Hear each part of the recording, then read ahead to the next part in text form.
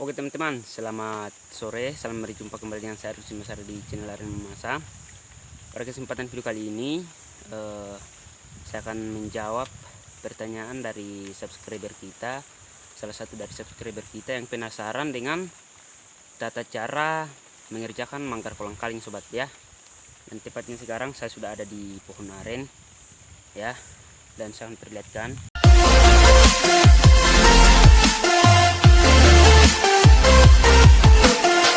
Ini saya berpijak pada kolang kalingnya teman-temannya tuh, dan tingginya seperti itu sobat ya, teman bisa lihat. Dan tepatnya sekarang sudah hujan sobat ya, tapi nggak mematahkan semangat untuk membuat konten. Nah jadi teman-teman penasaran seperti apa pertanyaannya. Jadi pertanyaannya seperti ini sobat ya. Nah mohon maaf karena agak bergaris-garis ya di wajah saya sobat ya, karena ada bayangan dari lidi dari pohon arennya sobat ya. Oke, kita bawa santai saja biarpun hujan sobat ya, nggak apa-apa. Jadi yang pertama sobat, saat kita mengerjakan manggar kolang kaling itu yang perlu kita ketahui, ketika manggar yang akan kita sadap itu sudah pernah mengeluarkan nira sobat ya, atau batang manggar biasanya itu yang kita sadap itu sudah pernah mengeluarkan nira sobat ya. Terus yang kedua, manggar mana yang bagus untuk disadap? Apakah manggar kolang kaling yang pertama, kedua, ketiga, keempat, dan seterusnya? Nah, di sini saya menjawab yang paling bagus disadap itu teman-teman, yaitu manggar yang ketiga, 3, 4 ya teman-temannya, seperti yang saya sadap di dekat saya di sebelah sini sobat ya. Itu dulu ya. Terus ciri-ciri kolang kalingnya seperti apa sobat ya? Di sini saya akan menunjukkan.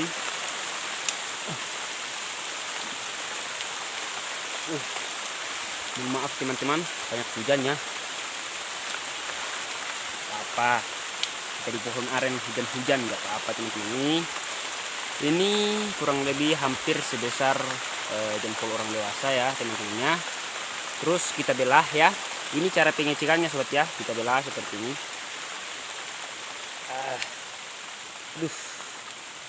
Nah tunggu sobat ya, saya belah dulu.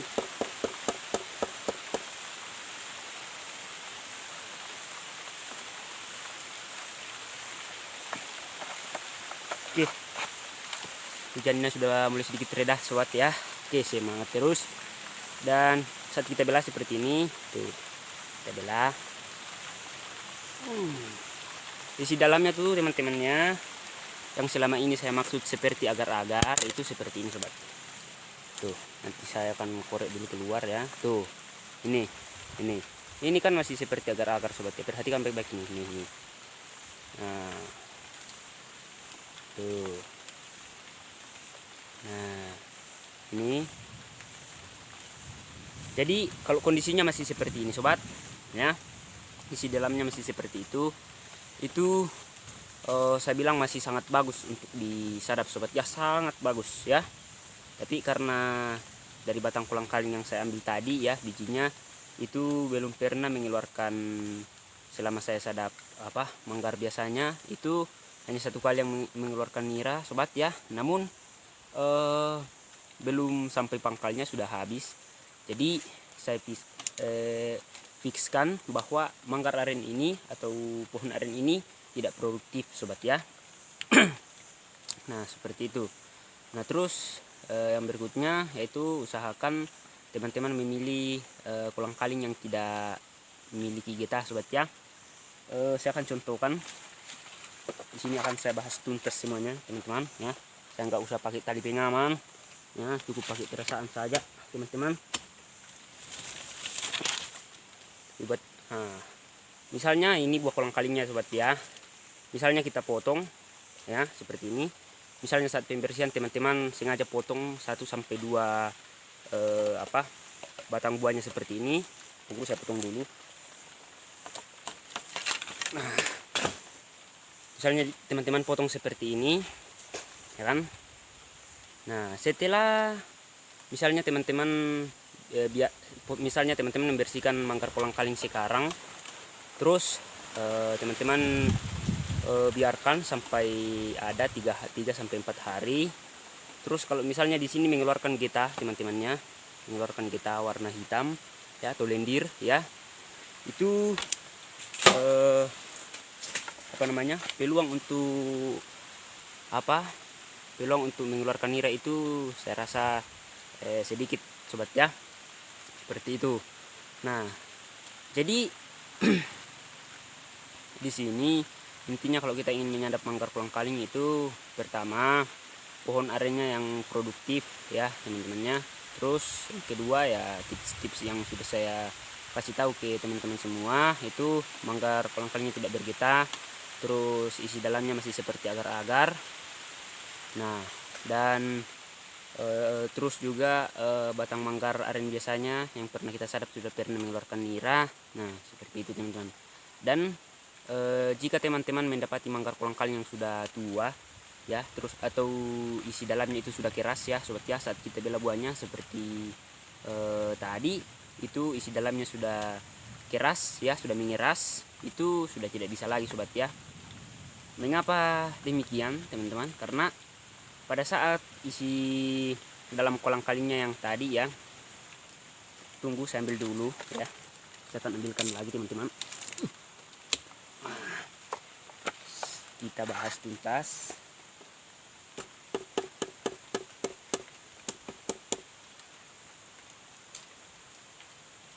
Nah mungkin teman-teman penasaran kenapa saya langsung praktikkan seperti ini, karena jikalau hanya saya mengucapkannya dengan kata-kata mungkin kebanyakan teman-teman tidak mengerti ya, makanya saya langsung praktikkan aja. Nah kenapa saya mengatakan bahwa kalau isi kolang-kalingnya dalam itu sudah keras, tidak mengeluarkan nira lagi, atau sudah tidak bisa disadap?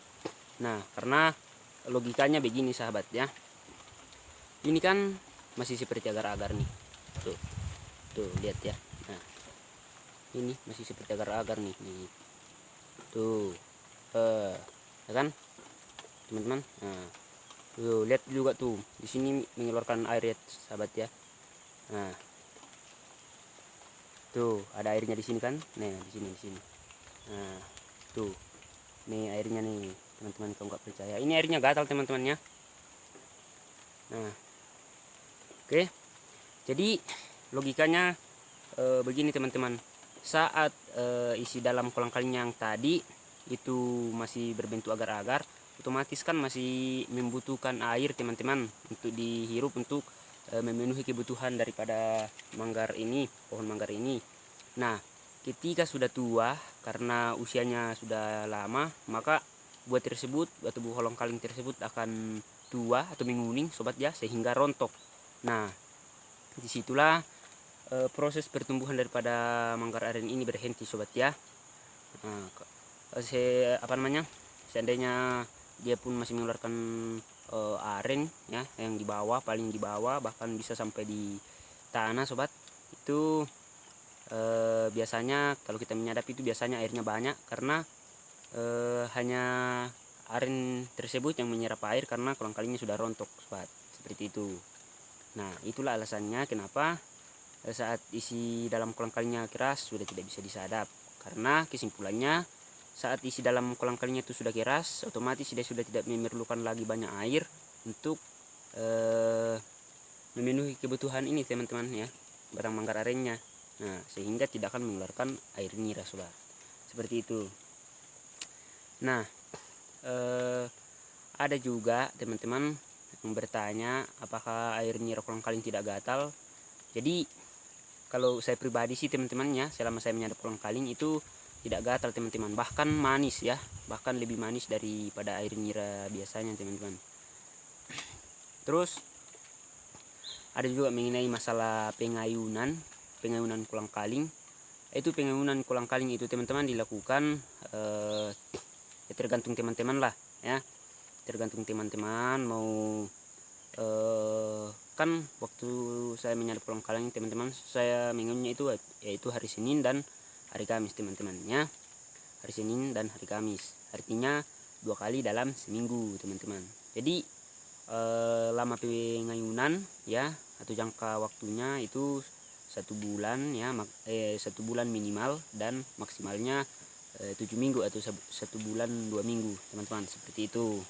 Nah, jadi teman-teman saat melakukan pemukulan itu teman-teman juga melakukan pengayunannya. Setelah kita enjot turun maksudnya sobat ya, kita enjot terus kita juga melakukan pemukulan teman-teman ya.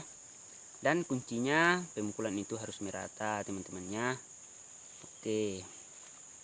Dan masalah pengayunan, misalnya ada teman-teman bertanya, "Bang, apakah pengayunannya dilakukan pada pagi hari atau sore hari?" Nah, jadi begini teman-teman, itu terserah teman-teman lah, mau sore hari, pagi hari ya, malam hari.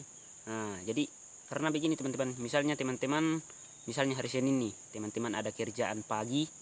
Nah, terus teman-teman bilang, "Wah, saya nggak mau pergi kerja, soalnya saya mau kerja atau saya mau genjot saya punya manggar kolang-kaling." Nah, itu jangan teman-teman ya. Sebaiknya jika teman-teman mempunyai pekerjaan pada pagi hari di misalnya hari Senin, itu teman-teman bisa melakukan pemukulan pada sore hari teman-teman, seperti itu ya. Dan begitu juga sebaliknya teman-teman. Oke. Kira-kira masih ada nggak ya? Ya, jadi saya rasa itu teman-teman ya, tipsnya saya kira sudah nggak ada ya. Di sini akan saya simpulkan lagi satu kali lagi. Sempat ada teman-teman yang tidak menonton full video ini, pasti akan ya gagal paham teman-temannya, pikirannya kacau teman-teman ya. Nah, jadi kesimpulan atau cara menyadap kolang-kaling, yang pertama, isi dalam kolang-kalingnya atau isi buah kolang-kalingnya itu masih seperti agar-agar. Terus yang kedua, manggar aren biasa atau tandan aren biasanya yang pernah kita sadap itu sudah pernah mengeluarkan nira ya, atau bisa juga disebut dengan pohon aren yang produktif teman-temannya. Terus yang ketiga, usahakan arennya tidak berlendir ya sobat ya, atau manggar kolang-kalingnya itu tidak berlendir teman-teman. Oke ya, saya rasa itu teman-temannya, kesimpulannya cukup ini aja sih, simple. Semoga bisa memotivasi teman-teman ya, karena jangan pernah menyerah teman-teman. Dulu juga saya pernah menyadap kolang-kaling, saya pernah juga menyadap kolang-kaling yang masih muda teman-teman, dan banyak teman-teman juga yang bertanyakan. Tapi saran saya kepada teman-teman, sebaiknya jangan mengerjakan manggar kolang-kaling yang masih muda ya, karena dia sih mengeluarkan nira teman-teman, tapi rasa airnya tuh hambar, nggak ada rasa teman-teman ya, atau bisa dikatakan gagal ya. Jadi ini pengalaman yang saya bagikan kepada teman-teman, dan dulunya pernah saya gagal. Hanya saya sajalah yang gagal buat teman-teman, karena sudah saya bagikan ini ke teman-teman ilmunya. Semoga bisa terhindar dari kegagalan tersebut, dan semoga selalu sukses, amin.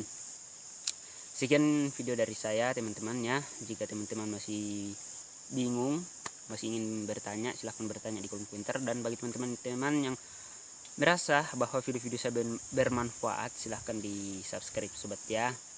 Dan bagi teman-teman yang suka dengan video-video saya, silahkan di like ya teman-temannya. Dan jangan lupa di share ke media sosial teman-teman untuk mendapatkan video terbaru dari saya. Oke, sekian dari saya. Salam satu hobi, saya Erlusdi Masara. Salam satu hobi buat para penyadap aren, dan sukses terus semua sobatku.